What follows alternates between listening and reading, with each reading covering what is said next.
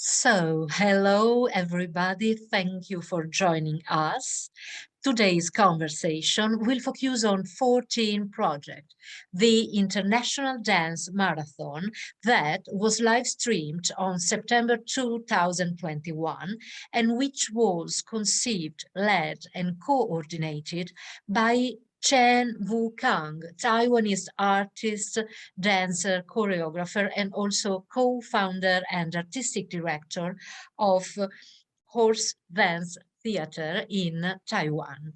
So, welcome Chen, benvenuto, grazie per essere qui con noi. Thank you for joining us, and nice to meet you. Do you mind if I drink? Because I specifically bring this because this meeting is with Italian partner, so just I wanted to drink red wine from Italy, but it's a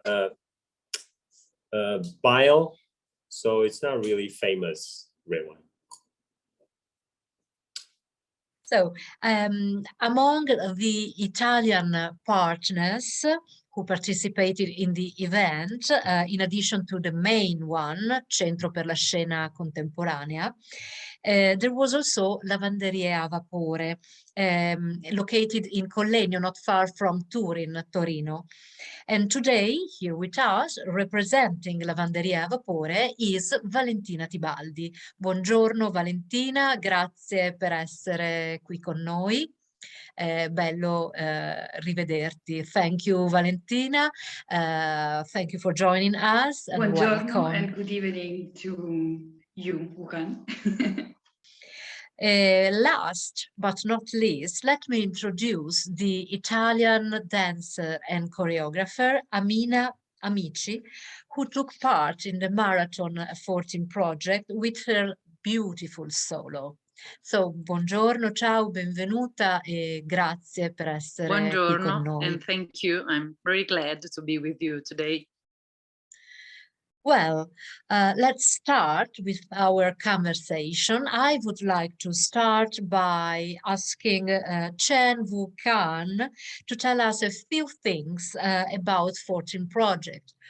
I mean, first of all, what is it, 14 Project? What's the starting point of the project, and what were you expecting from it? So the starting point is basically try to survive. We were trying to survive during the situation. It was in 2020, and in the spring, that me and Ray, that we collaborate on this project. That we went to National Theater. And at that time, everything was locked down. So no theater, no any activity, and everybody's out of job. So we look at the space and we feel it's very special moment. Now it's not so special because it's a new normal already, but back then it was very special. So we wanted to document the moment and also creates a lot of job. So in the beginning, that really draw a lot of attention from National Theater of Taiwan, and they really wanted to jump in. And we, in the beginning, were very bold. We wanted to do 14 hours of 56 solos of 14 minutes from different type of performing arts, like dance, theater, traditional opera, and musician. Dramaturg from Singapore, Chen Wu Khang, bring this proposal to NUS University, and very quickly they couldn't do it, and but very quickly it spread. The news spread to Esplanade, Singapore, and so they pick it up and they wanted to do it. And when they see this project and they see the potential of international collaboration, so it was their idea to push it international bonding and marathon and get together different theater, different dance performer, because it was under a dance program of theirs. So they specifically wanted to push, especially for dance. And what about media and technology? I mean, what's your relationship with media and technology? And has the pandemic maybe modified your relationship with them? And moreover, does the internet help the spread of dance or not? What do you think? Time continue to move forward, and there are people think there is no way you can stay in the past. So we just continue to move forward and follow what's happening and what's cooking and what's new and what are they feeling, what all this new sensation teaches us. They keep saying, if you don't follow, and then you're missing out. They're just having fun, creating stuff and making dance using different method. And also this really give me an inspiration about decentralize, like trying to diminish the power of the center and make everybody so important, also equally important. And I think all this media is doing this effect. So let's turn to Valentina Tibaldi. Manuel Martin, one of the artists involved in the project, performed a live breakdance from Lavanderia Vapore. Lavanderia Vapore is an architectural space, now a center for contemporary dance, which has a very distinct history. Could you tell us about it? Thank you. Yes, of course. I will just reconnect with what Wu Khang was saying before, that the chance for us to be part of this project was to bring a lot of, let's say, Italian variety, meaning also a bit of chaos, because we work in two different spaces. And one, as you just mentioned, Anna, is Lavanderia Vapore, where Manuel Martin, who is not an Italian artist, but a Spanish artist, so one more level of complexity in our project, was performing in Lavanderia, and Amina was performing into another space, which is also a refurbished place, because it's a church. It used to be a church, but now it's a theater. Lavanderia Vapore, well, this is the Italian name. It means steam laundry.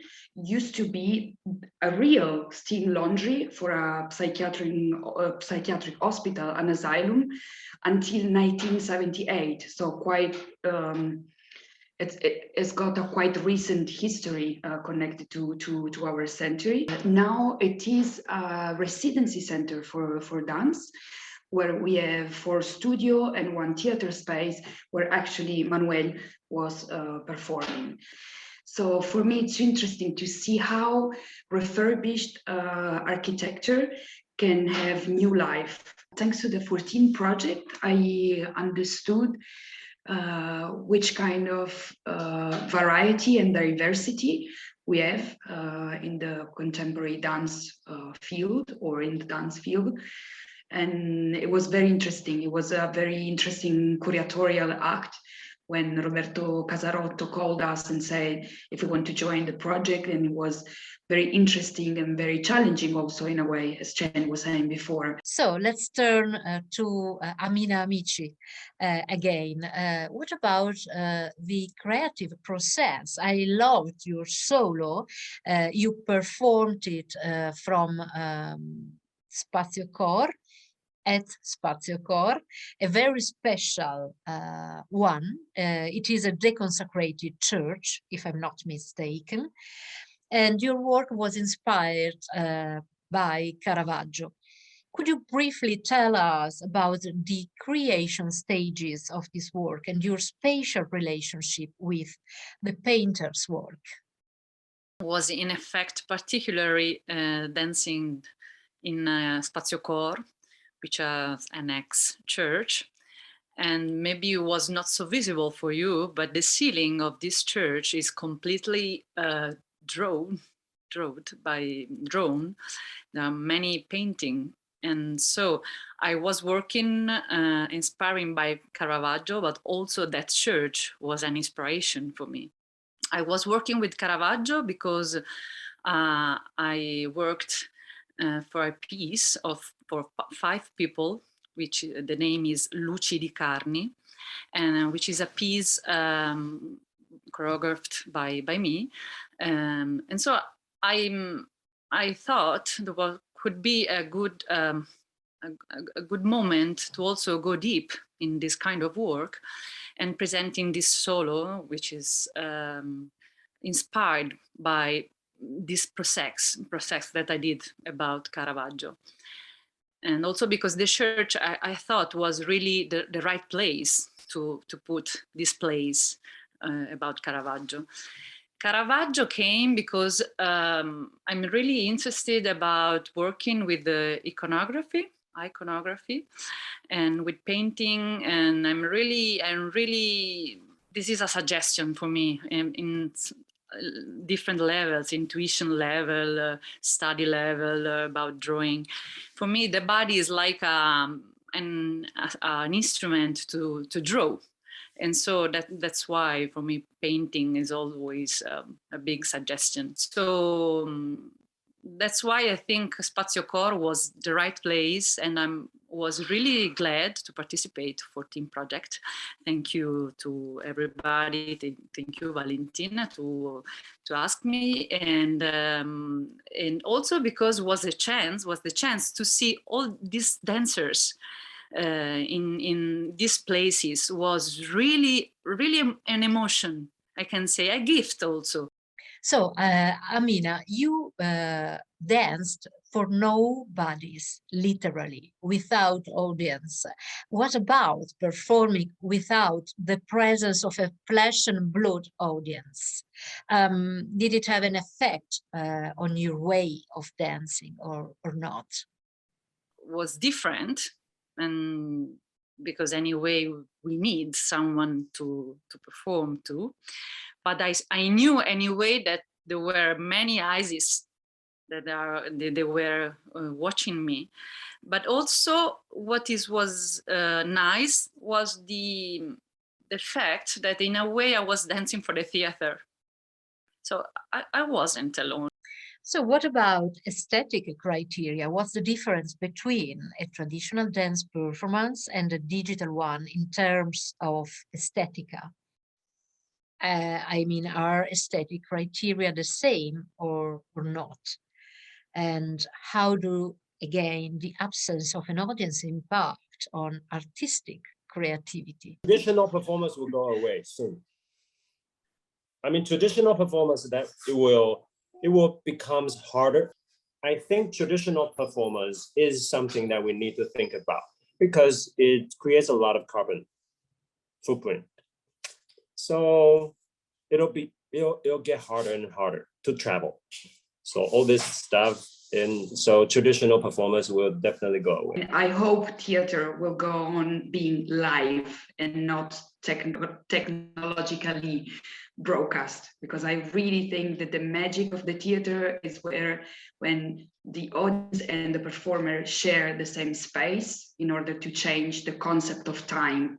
For 60 minutes, you really think you are in a different place if it's a good piece of art. I still have this feeling about the importance of alive bodies in the physical theater. Remain the importance to be that dance or theater, it has to be in life, in live, and being theater or outside the theater, it depends. So, and using the digital skill just in to add something about it, but it can't be substitution of a live performing arts. Grazie Amina, grazie Valentina, grazie Chen. A questo punto vi saluto. So, greetings from Bassano del Grappa, where I actually am, not far from Centro per la Scena Contemporanea. E arrivederci a tutti, goodbye, and sperando di vedervi presto. See you soon, I hope. Arrivederci. Ok. Arrivederci. It's Grazie, so nice to Chen. see you again. Thank you also Okay. for being late in the evening. Thank Not you. at all. Thank you. Thank you. Happy New Thank you Year. so much. You too. Stay safe. We'll see each other soon, hopefully. Yeah. Live. I want to come to Live. Taiwan. Definitely, we should. Yeah. Bye. Ciao, grazie. Ciao, Bye. grazie a Ciao. tutti, grazie. Ciao. Ciao, ciao, Ciao, ciao. Ami. Ciao, ciao.